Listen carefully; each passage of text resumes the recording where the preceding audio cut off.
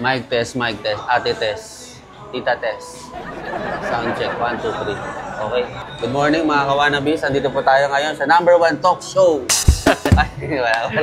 Hindi, si Cappy J is napapanood natin to sa kanyang YouTube channel. So, ito, bumabiyahe siya ng Lalamove ride. Pero, bago pa lang kasi siya mga kawanabis. Di ba, sir? Tama, sir. Tama. So, ngayon mga kawanabis, dahil bago lang siya, gagawin nating oportunidad yun para i-challenge siya ngayong araw. Yun. So, babiyahe tayo ngayon ng Lalamove 200 kg. Tapos siya, babiyahe ng Lala Ride. And titingnan natin sa loob ng 8 oras kung sino yung mas malaki ang kita. Yun na. Mainit. Talo tayo dito. Mainit pala to. Cappy J, magpakilala ka. Ako nga pala si Cappy J. Dati na akong nagbibiyahe sa ibang TNC. Ngayon, sinubukan ko dito sa Lalamove, Lala Ride. Kinalins ako ni Sir Julio para bumiyahe dito sa Lala Ride. Challenge to mga kawanabis. Kasi, alam mo, Cappy J, marami pa rin hanggang sa ngayon. Sa mga old videos ko, nagtatanong magkano kitaan sa 200 kg at saka sa Lala Ride. Siyempre ako, dahil hindi naman ako bumabiyahe pa ng Lala Ride at wala pa akong prangkisa, hindi ko sila masagot. Ngayon, ikaw ang makakasagot niyan mamaya. Gagawin natin lahat ng ating makakaya. Yun. Pagkatapos ng 8 oras na pagbiyahe namin. Tama. Diba, Cappy J? Yes. So, yun ang plano namin. And, siyempre, ganito. Para na rin sa mga nagtatanong, paano ba nakapasok si Cappy J sa Lala Ride? Ano ba yung mga ginawa niya? Ano ba yung mga requirements niya? Itanong na natin sa kanya, paano ka ba na-activate sa Lala Ride? So, ganito lang yun, ano, meron akong nabasa na sa aking YouTube channel sa comment section nun na nagsabi na bakit hindi ko raw i-try sa ibang TNC. So, kaya ginawa ko, dinownload ko nga si Lalamove.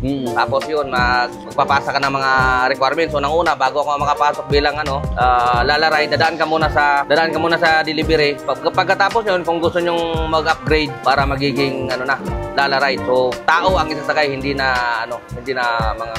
Mas mataas ang fare niyan di ba? Tapos, Cappy J, ano ba yung requirements na pinasa mo? So, same lang din sa ibang TNC, yung kung mag-upgrade ka. Kasi sa lang naman, alam naman natin pag sa Lalamove to driver license lang, di ba? ORCR, yun lang kailangan. Madali lang. Pero pag nag-upgrade ka, gusto mo na yung pampasahero na talaga, kailangan ng PA o kaya CPC. Ayun, paano ka nakakuha nun? Tatanong siya, ano pangalan mo? Si Berto. Ito na tatanong. So, meron na talaga ako dati pa, kasi dati akong bumibiyahe sa ibang ride-hailing. Kumbaga, tinransfer mo lang dito sa Lala Ride. Kasi pwede naman yun eh. Okay. Ayon sa LTFRB, kapag nabigyan ka nila ng prangkisa, hindi lang sa isang TNC mo yan pwede gamitin. Pwede mo siyang i-apply sa, Lalamove. So sa mga currently, nasa ibang platform dyan, pwede rin kayo mag-switch sa Lalamove. Pwede yan. Oo, kasi iisa lang naman ang prangkisa ng lahat ng TNC. Yun naman pala. Madali na lang para sa'yo na nakapasok sa Madali na lang, kasi kompleto eh. Nabanggit ni Cappy J na hindi siya masyadong focus kasi meron pa siyang isa pang binabiyahe. Pero ngayong araw, magpo-focus siya sa Lala Ride sa loob ng 8 oras. Ika-challenge natin siya kung sino mananalo. 200 kg na pagdi-deliver o Lala Ride. Babiyahe kami 8 hours ngayong araw. At magkikita ulit tayo mamaya. So, ang oras ngayon ay 11. Magkikita kami ulit mamayang alas 7. Tama. Handa ka na ba? Handang-handa na. Yun, handa na si Cappy J. So, ito yung sasakay ng mga kawanabis. Teka lang, parang lugi ako, sir. Bakit? 2% lang kalta sa inyo Lala Ride eh. Kaya nga dapat mag-Lala Ride na kayo. Alright, so mga kawanabis, booking na tayo. Ayan o. So, nakalimutan ko yung wallet ko sa bahay mga kawanabis. Kaya madali ko, kaya uwi muna tayo. Well, malapit lang naman ng bahay ko sa Jollibee. Kaya sasagitin lang natin. Nakuha na natin. Bilisan na natin. Kailangan matalo natin sa challenge si Cappy J. Ang pick up natin ay saan layo? Layo 27 minutes away. Ang bayad sa atin dito is 272 pesos. Alright, pick upin na muna natin. Let's go! Hello po. Hello. Hi. Good afternoon ma'am. Tanong wala po, ano po yung ipapadala nyo? 2 cake lang po. 2 cake. Okay po, noted. Sige ma'am, papunta na po ako. 21 minutes away po. Thank you. Okay, thank you. Kumuha pa tayo ng isang booking. Magdo-double booking tayo. Pasig to Valenzuela for a total of 397 pesos. Kailangan back tayo nito mga kawanabis para manalo tayo. Grabe mga kawanabis, umuulan na naman. Gantong-ganto yun eh. Yung bumiyahe tayo mga kawanabis, umuulan din. Tapos minulto tayo sa campsite. Okay, so may problema tayo mga kawanabis, no? Kasi sabi sa akin dito, mag-park ako and pick upin ko daw. Napakasikip ng lugar na to. Tingnan nyo. Palengke yan mga kawanabis. Yan. Thank you po.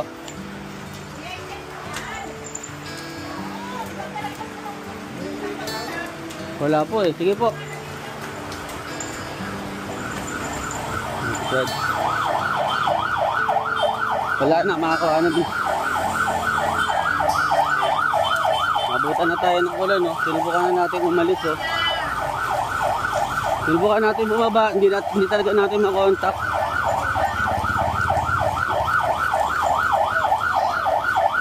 Woo!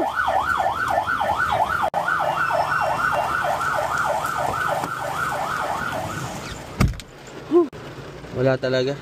Basa na tayo mga kawanabis, no? Oh. Wala. Sinubukan natin babain, kaya lang hindi rin nagpapakita yung sender. Cancel yung booking na to. Layo pa man din ang pick up natin, pambihira naman. First booking, palpak agad. Gusto pick upin ko sa kanila sa loob ng Eskinita. Wala namang mapaparkingan dito, hindi ba nila naisip yun?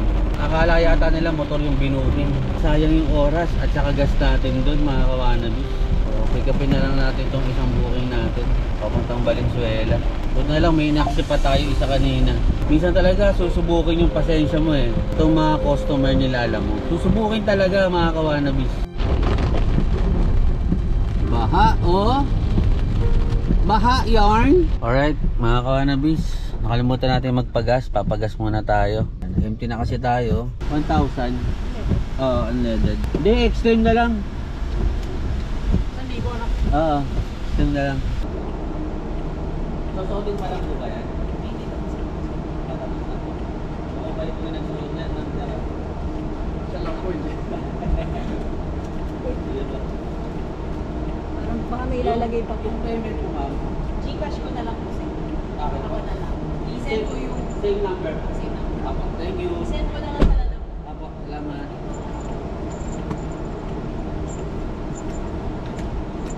So ang travel time natin is 56 minutes with 24 kilometers. Pasig going to Valenzuela at ang bayad sa atin dito ay 397 pesos.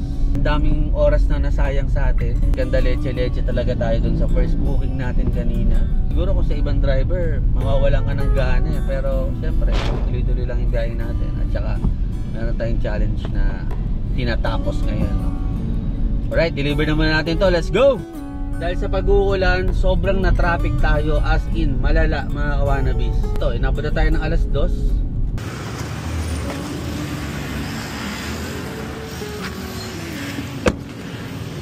Ang gaganda pala ng gown nyo ma'am, no?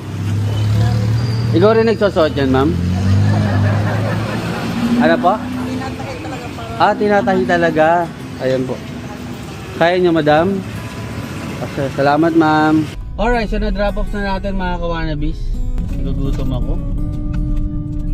Parang gusto kong mag-ano. Sana may banana queue dito. Banana queue o kaya turon. Turon! Gusto ko ng turon. Sana may turon. Ayun, turon. Ate, magkano turon? Ate, magkano turon? Ate? Turon. Pabili po. Dalawa po, dalawa. Ay. Agad. Ate. Thank you. Yun, turuan. Malaki ng turon nilo, oh.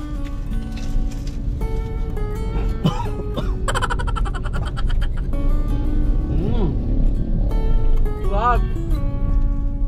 Tahim. Hi, Beshi. Hi, Beshi May. Alright, mga kawanabis, dito na tayo.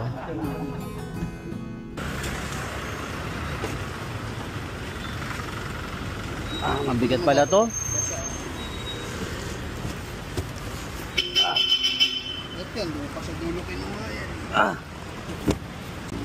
Okay na po. Okay. Whew. Alright, mga kawanabis, item pick up. So, ngayon, we're heading to Pasig City. So, ang travel time natin ay 53 minutes with 14 kilometers. Caloocan South going to Pasig. Tapos, ang bayad sa atin dito, cash is 521 pesos. So, banggitin ko na rin sa inyo, mga kawanabis, sa mga gustong maging Lalamove partner. Maglalagay ako ng link sa comment section natin kung saan doon kayo pwede mag-apply. Mas mabilis yung process doon kasi provided yon by Lalamove. So binigay talaga sa atin yon para sa mga gustong mapabilis ang proseso. I-click nyo lang yung link sa baba ng description na to or sa comment section. Alright mga kawanabis, kumuha pa tayo ng isang booking. Double booking, papunta rin to ng Pasig. So pipick upin natin sa Tatalon, Quezon City. Diba? Tapos ang fare nito, ito pakita ko sa inyo. 433 pesos! Diba? May 1,000 tayo pa uwi ng Pasig. So maganda lang talaga, dapat laging double booking lang mga kawanabis. Pero make sure na kaya nyong bitbitin lahat. So magiging maayos lahat ng package nyo. At i-priority ang dapat i-prioritize. So yung nauna, siya yung una nating i-drop. Depende na lang kung madadaanan nyo na along the way. Depende pa rin sa situation mga kawanabis. No? Pero as much as possible, i-prioritize kung sino man yung naunang pick-up. So, ano po yung ipapadala nyo? Ano po siya parang mga jungle gym pero disassembled siya. Kasya po sa sedan yun, ma'am? Kasya daw po sa sedan kasi naka-disassemble siya. Parang mga parang pang wall climbing ng mga bata. Lahat ng drop-off natin ay sa Pasig mga kawanabis. Okay lang naman kasi lahat to surge eh. Matataas yung bigayan. Worth it naman. Alright, so deliver na muna natin to mga kawanabis. Let's go! May ma-advise pala ako sa inyo mga kawanabis. Diba nagpagas tayo kanina? Ang pinakarga natin yung pinakamataas yung octane. No, 97 octane yata yung mga kawanabis. So nagpagas tayo sa Pasig, sa May C5. Galing tayong Valenzuela, nag-pick up tayo sa South Caloocan, tapos dito sa Tatalon. Grabe! Kalahating bar pa lang yung nababawa sa gas natin. Ayan o. Ngayon ko lang na-experience yan mga kawanabis. Though may kamahalan yung high octane na gasolina, pero ang tagal niya magsunog at ang ganda ng response niya. Laking tipid nito mga kawanabis. So next time, high octane na gasolina yung gagamitin natin. Ayan sir. Bali 3 box po yan. Okay. Ito po. Saka yan. Mabigat sir ha. Doon din po yung exit. Doon din po. Saan po kayo naboto sir? Sa ano po? South Caloocan, Grace Park po. Salamat po!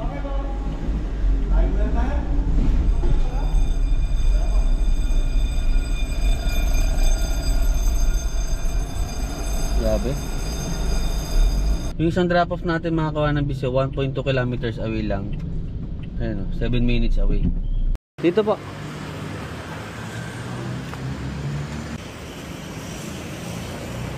Ito mag-aalam po yan sir. Ma'am, ito po yung resibo. Thank you po. Ay, okay na po to. Salamat po. Uy, nag-tip si ma'am.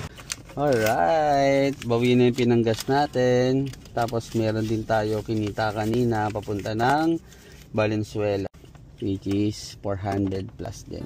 Alright, so mga kawanabis, kumuha na tayo ng booking natin. So dahil alas 5 na, ay kinuha na lang natin yung malalapit. Pero double booking pa rin, kagaya na ito. Lahat ng kinuha natin is puro Pasig to Pasig. Yan. Tapos lahat to naka-surge kaya malaki yung fare natin. Salamat. Apo, dito na lang sir sa loob. Akala ko, ba? Ha? Hindi, dito lang po. Sige sir, patong walang dyan. Kaso naman, oo. Ayan lang po ba? Sige sir, oo, patuwangan mo lang. Ayan lang po ba? Okay sir, salamat sir ha. Malapit lang yung drop-off nito mga kawanabis. Diyan lang sa Capitol Commons. Kinansel yung isang double booking natin. Bihira. Anyway, ang travel time natin is 11 minutes with 1.1 kilometers. Tapos ang bayad sa atin dito mga kawanabis is 288 pesos. Lapit lang. Alright, so mga kawanabis, dito na tayo. Ano kuya? Ikaw yung nag-deliver nung sa ano? Sino ba to? Wala kang, ano ba yung text mo? Anong labi na po? Saan po ba kayo, ma'am? May miss call ka sa akin, tapos may text ka, labi na po. Ano ba yung item mo? Yung ano po, chair po. Yung chair. O, yun nga. Hindi ko kasi maintindihan mga text mo eh. Dito na po, labi na po. So, hindi ko alam kung sino ka eh. Paiwan lang sa guard, paiwan lang sa front desk. Walang yung name, pakitext mo sa akin kung sino nag-read. Sige po. Okay, thank you. Thank you po.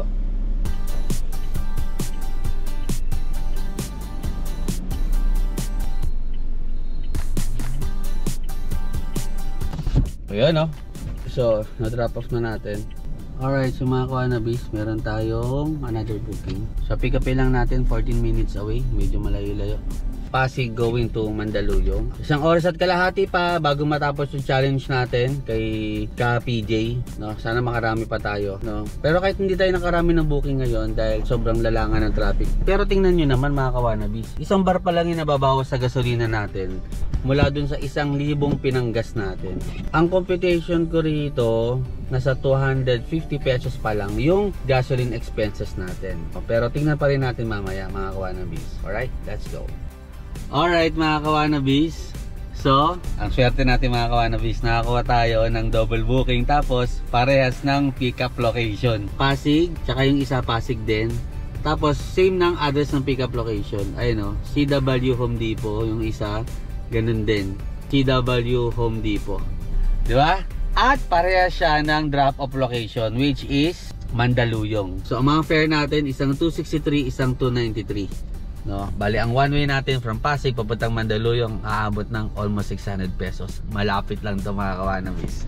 Let's go! Wait lang sir ah. Dalawa kasi kayo sir eh. Sir, kayo ba yung si Andre Calaw? Yan lang po ba? Yung sa kanila po kasi tile. Sa inyo sir, pintura lang po. Dito sir 293 na. Apo. Pero, Bahay niya ba yun sir? hindi, ongoing kasi yan. Tara, deliver na natin to. Let's go! Let's grind! Tara na! Very much ngayon, kailangan maraming pera. Alright, so mga Kawanabis, nandito na tayo sa first drop off natin. Bossing, eto, nandito. Nandito sa kabila. Nandito. Pintura po? Oo, pintura. Yan. Bayad na ho to? Bayad na yan, okay na yan. Kaya mo? Sayo. Okay na, salamat. Siyempre kakain din tayo mga Kawanabis. Para tayo, immortal, hindi nagugutom. Iwanan muna natin dito yung kotse natin. Tapos ito, may quick dito. Kano sa quick mo? 25. Yun o. Lagyan ng suka. Yun o. Alright, so mga Kawanabis, last drop off na tayo. And alas 7 na, tawagan natin si PJ kung nasaan na siya. I-drop off lang natin to tapos makipagkita tayo sa kanya. Hello sir! Kamusta? Saan ka na? Dito ako sa BGC, papunta ako ng may pipikapin ako dito sa BGC, papunta ng Pasig. Pasig. Magkita tayo sa Pasig. May drop off lang ako dito sa Mandaluyong. Tapos magkita na tayo sa Pasig. Okay, sige. Ayan, mukhang malaki-laki kinita mo ngayon, sir, ha? Ikaw lang mag-isa ang nandito, sir? Baka may katulong ka dyan, sir. Bitawan ko muna itong camera. Tulungan ko na to para mabilis lang. Alright, so mga Kawanabis, nandito kami sa McDonald's sa Capitolio. Si PJ, ayan. Game ka na, sir? Game na! Game na. Bago kami magpakitaan ng kinita ngayong araw, may papakita ko sa inyo. Yan, so kasi pag nagkakarga ako ng 1,000, yung tachometer natin, andito sa gitna. Halos wala pa sa kalahati yung gas consumption natin mga Kawanabis. Siguro, kumonsumo tayo ng worth 400 pesos na gasolina ngayong araw. Kaya sabi ko sa inyo, I suggest higher octane yung gamitin nyo. No, mas matagal masunog at mas maganda yung sunog niya mga Kawanabis. Okay, yun sir. Good evening. Kamusta biyahe? Medyo nahirapan ng konti pero kaya. Oo, kaya naman no? Kaya. Ano yung mga napansin mo habang bumabiyahe ka? Doon muna tayo sa positive. Mas malalaki yung niya talaga. Mas malaking fare. Oo, pamasahe. Yung kanina pa kumuha ka ba ng puro rides ba or Halo. halo? Meron akong ride sa May meron delivery akong din. delivery. Ayun. Doon ako sa delivery medyo na gano'n eh. Ayan sir, kain to. So natuwa ka naman na... Oo naman. Oo. Nag-enjoy ako eh. Parang Yun. nabitin pa ako sa oras.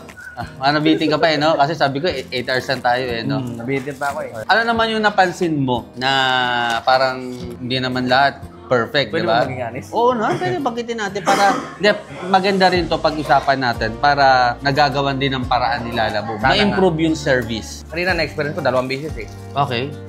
Yung pipikapin mong tao, tatawagan mo siya, hindi sumasagot. Eh, siyempre, ano gagawin mo? Di pupunta ka pa rin sa pick-up location. Pagdating mo doon, ilang beses mong tawagan, Wala talaga. wala. No? Hanggang sa sumagot naman nung katagalan. Siguro nagsawa na rin siguro. Oo. So, sabi, pa-cancel na lang daw kasi siguro nakasakay na sa iba.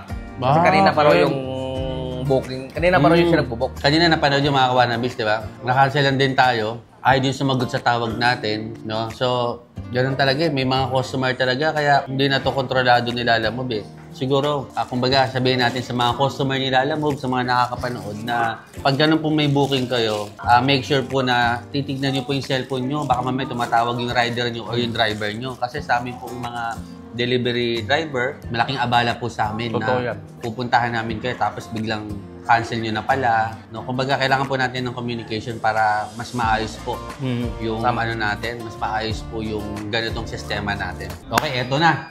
Copy J. Yun na yun. Lalabasan na tayo ng kinita, no? Pero dito, baka... So ako, nakita naman sa vlog ko, kung magkano yung mga booking ko kanina, kung magkano pumapatak, Kinakabahan ako doon, para mapapahiya yata ako dito. parang tingin ko hindi naman. Kasi syempre, mas maliit pa rin yung kaltas mo eh. Pero tingnan natin. So, mga kawanabis, sa loob ng 8 oras na nagbiyahe ako as Lalamove driver na sedan, 200 kg delivery, ang kinita ko po, labas na yung kaltas ni Lalamove na 20%, kumita ako ng 1,786. Pero, ang ginasolina ko, mga kawanabis, ang na-consume sa gasolina natin, kagaya na nabanggit ko kanina, is 400 pesos. Kung kukumputin mo yun, 1,786 minus 400, ang kinita ko, labas-labas na lahat, is 1,386. Sa loob ng 8 oras. Oo, hindi na masama. So, hindi na masama yung mga kawanabis ha. 8 oras yun at partida pa, sobrang traffic at nakaka-cancel pa tayo ng booking. So, yun, labas na lahat. Kinita ko, 1,386. Ngayon, tingnan natin magkano yung kinita ni Copy J as baguhan sa pagiging Lalamove Lalaride, saka Lalaride. Okay? Tama. Pinag-combine mo ba yung delivery at saka yung ride? Oh, isa lang naman siya. Dito pumapasok. Mapasok na isa lang. Okay, sige. Magkano ang kinita ng isang Copy J? Ngayon, 8 oras. Dito, dahil nangangapa pa lang naman talaga ako. Okay. Plus may abala pa. Pagbigyan nyo na. So, ito yung kinita niya is 1,904. Magkano kaya yung naging gas consumption mo? 500, ganyan. 500. Sobrang traffic eh. Sobrang traffic. Traffic na. So, ibig sabihin, kumita ka ng 1,400. Labas na lahat yun. Kasi ang problema sa kanya, mas maraming cancel niya. Oo, kasi ano eh. Di ba?